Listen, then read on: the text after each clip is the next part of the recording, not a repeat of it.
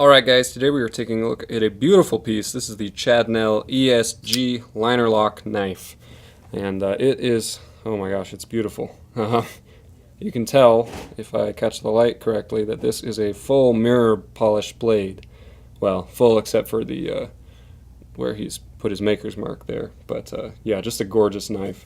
So overall length is 8.5 inches, and the blade length is 3.75 inches of CTS XHP steel. It's a great choice.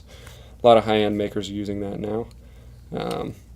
The handle length is 4.75 inches, and you've got zirconium bolsters, and you've got mother of pearl, I guess, inlays over the top of what looks to be titanium liners.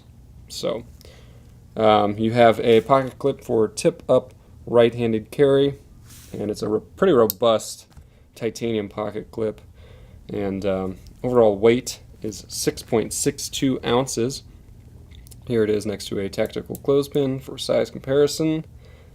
And guys, there is not a whole lot to say other than this knife is beautifully made, beautifully executed, and you will pay a premium price for it, but you will get a premium knife. This is the Nell ESG liner lock knife. Buy it at bladehq.com.